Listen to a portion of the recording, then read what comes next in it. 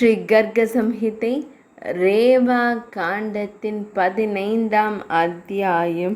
யக்ஞ தீர்த்தர், கபிதங்க தீர்த்தர், நெற்கூபர், கோபி பூமி மற்றும் கோபி சந்தன் ஆகியோரின் மகிமை. துவாரகையின் களிமண்ணின் தொடுதலால் ஒரு பெரும் பாவிக்கு முக்தி கிடைத்தல். நாரத மாமுனிவர் கூறினார், அரசரே, பண்டைய காலங்களில் ரைவத மன்னர் அந்த மலையில் ஒரு புனித இடத்தை காட்டினார். அங்கு ஒரே யாகம் செய்வது பல நூற்றுக்கணக்கான யாகங்களை செய்த பலனை தரும். ஒரு குரங்கை கொன்றதிலிருந்து தோன்றிய கபிதங்கம் என்ற புனித இடமும் உள்ளது. அரசரே, ரைவத மலையில் உள்ள அந்த புனித இடம் அனைத்து பாவங்களையும் அளிக்கிறது. பூமாசுரனின் நண்பன் த்வித் என்ற குரங்கு. அவன் மிகவும் துஷ்டன். பலராம சுவாமி அவனை இடிபோல் தாக்கிய ஒரு குத்தினால் தாக்கிய இடம் கபிதங்க தீர்த்தம் என்று அழைக்கப்படுகிறது. அந்த குரங்கு நல்லொழுக்கமுள்ள மக்களை அவமதித்தது. ஆனால் அங்கே கொல்லப்பட்ட பின்னர் உடனடியாக அவன் விடுதலை பெற்றான். தேவர்களின் கடவுளே, அந்த தீர்த்தத்தில் நீராடுவது எப்போதும் வரும். கலவிங்க தீர்த்த யாத்திரை 100கணக்கான பசுக்களை தானம் செய்த பலனை தரும். இந்த யாத்திரையின் 2 மடங்கு புண்ணியங்கள் மங்களகரமான தண்டகாரண்யத்தை பார்வையிடுவதன் மூலம் நமக்கு கிடைக்கும். சிந்து என்ற பரந்த காட்டை காண்பதன் மூலம் 4 மடங்கு புண்ணிய பலன்கள் கிடைக்கும். புஷ்கர தீர்த்த காட்டில் 10 மடங்கு புண்ணியங்கள் கிடைக்கும். உத்பலவர்த்த தீர்த்தத்தை காண்பதன் மூலம் 10 மடங்கு புண்ணியங்கள் கிடைக்கும். நைமிசாரண்ய தீர்த்தத்திலும் 10 மடங்கு புண்ணியங்கள் கிடைக்கும். விதேகராஜரே, கபிதங்க தீர்த்தத்தில் நீராடுவது நைமிசாரண்யத்தில் நீராடுவதை விட 100 மடங்கு புண்ணியத்தை தரும். துவாரகையில் அனைத்து யாத்திரைகளிலும் சிறந்ததாக கருதப்படும் நெருக்கு நன்கு அறியப்பட்ட பெயர் உள்ளது. அதனை காண்பது பிராமண கொலையின் பாவங்களில் ஒன்றை நீக்குகிறது. மன்னன் நெருகன் அறியாமல் ஒரு பிராமணனின் பசுக்களை மற்றொரு பிராமணனுக்கு கொடுத்தான். அந்த பாவத்தின் காரணமாக அவன் ஒரு பச்சோந்தியின் வடிவத்தை எடுத்து கிணற்றில் வாழ வேண்டியிருந்தது. தானம் செய்பவர்களில் மிகப்பெரிய மன்னன் நெருகன் கூட ஒரு சிறிய பாவத்தின் காரணமாக இருண்ட கிணற்றில் விழுந்து 4 யுகங்கள் அங்கேயே இருந்தான். பின்னர் நல்லொழுக்கம் உள்ளவர்களுக்கு முன்னால் பகவான் ஸ்ரீ கிருஷ்ணர் அவர்களை காப்பாற்றினார். அரசரே, அன்று முதல் நெருகருக்கு ஒரு புனித இடமாக மாறியது. கார்த்திகை மாத பௌர்ணமி நாளில் ஒருவர் அந்த கிணற்றில் நீரில் நீராட வேண்டும். அவ்வாறு செய்பவர் பல நூற்றுக்கணக்கான ஜென்மங்களின் பாவங்களிலிருந்து விடுபடுகிறார். அதில் எந்த ஐயமும் இல்லை.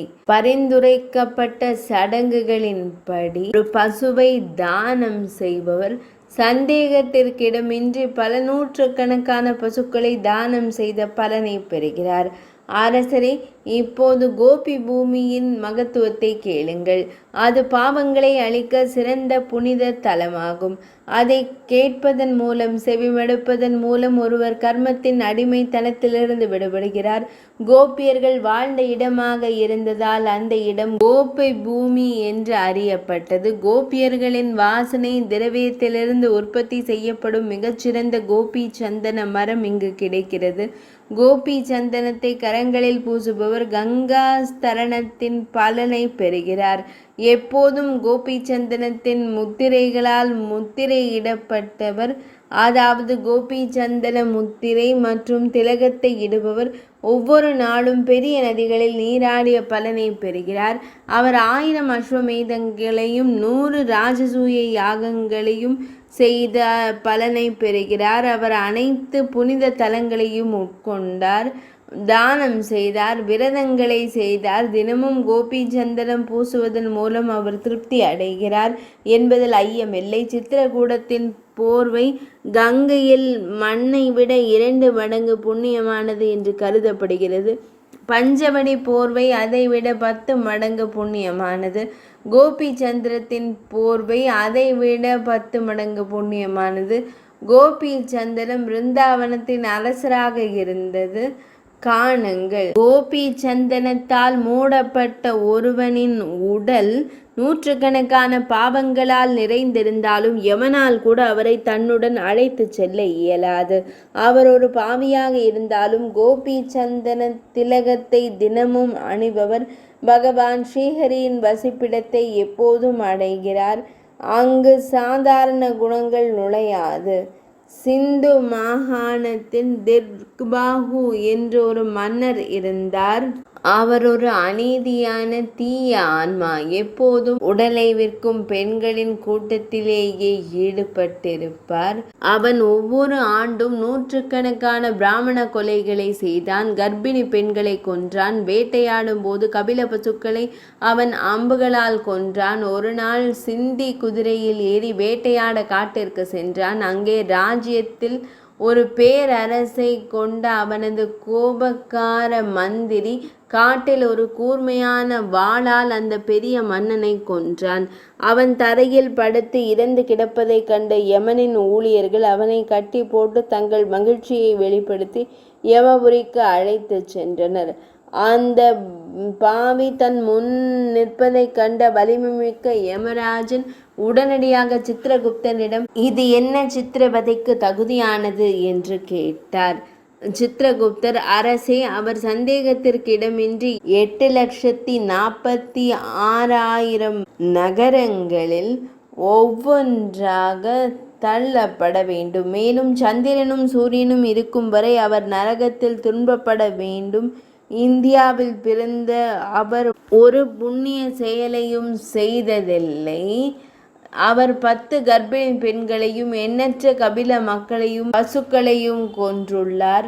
மேலும் அவர் ஆயிரக்கணக்கான காட்டு விலங்குகளை கொன்றார். எனவே அவர் ஒரு பெரிய பாவி. கடவுளர்களையும் பிராமணர்களையும் நிந்திக்கிறார். நாரத மாமுனிவர் கூறினார், மகா அரசரே, அந்த நேரத்தில் யமனின் கட்டளையின்படி யமனின் தூதுவர்கள் அந்த பாவப்பட்ட ஆன்மாவை கும்பிபாகம் என்ற நகரத்திற்கு அழைத்து சென்றனர். அங்கு அது எழுந்தருளி ஒரு எளிய மேஜையில் பரவியிருந்தது. யமனின் தூதர்கள் அந்த பாதையில் அதே இடத்தில் அந்த பாவியை கும்பிபாகத்தில் போட்டனர். அவர் விழுந்தவுடன் ஒரு அழிவுதான் போலவே அங்கு நிகழ்ந்தது. இங்கே சரிந்து கொண்டிருந்த நெருப்பு உடனடியாக குளிர்ந்தது. 80 விதேக அரசர்கள் மன்னரை கொதிக்கும் எண்ணெயில் வீசப்பட்ட பிறகு பிரகலாத ஆழ்வார் குளிர்ந்தது போல, அதே போல் அந்த பாவியை நரகத்தில் வீசுவதன் மூலம் அங்கிருந்த சுடர் அணைந்தது.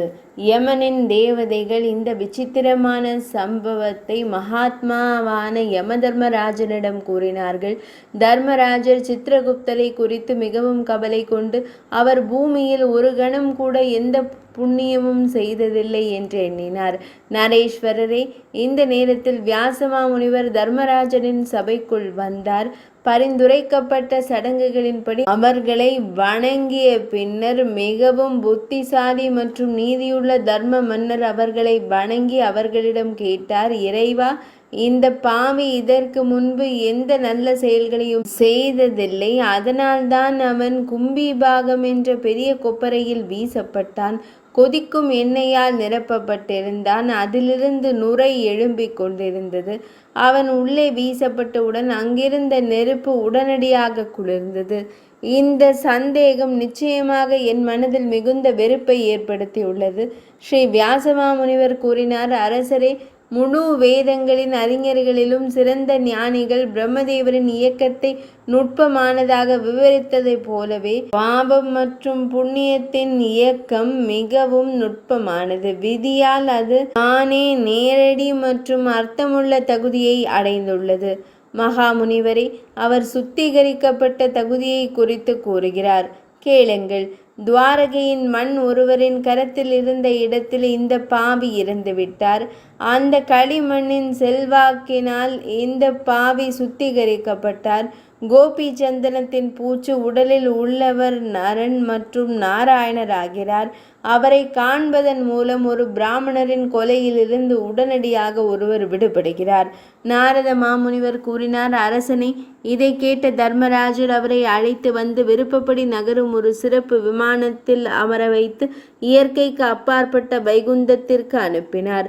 அந்த நேரத்தில் கோபி சந்தனத்தின் புகழை அவர் திடீரென்று உணர்ந்தார். அரசனை, இவ்வாறு தான் கோபி சந்தனத்தின் மகிமையை நான் உங்களுக்கு கூறினேன். கோபியர்களின் சந்தன பசையின் மகிமைகளை கேட்கும் எவரும் பரமாத்மாவான பகவான் ஸ்ரீ கிருஷ்ணரின் உயர்ந்த வாசஸ்தலத்தை அடைகிறார். இது ஸ்ரீ கர்க சம்ஹிதையின் துவாரகா காண்டத்தின் கபிடங்க நிருக்க பூபா மற்றும் கோபி பூமி ஆகியோரின் மகிமையின் விளக்கமானது. இதே நிறைவடைந்தது.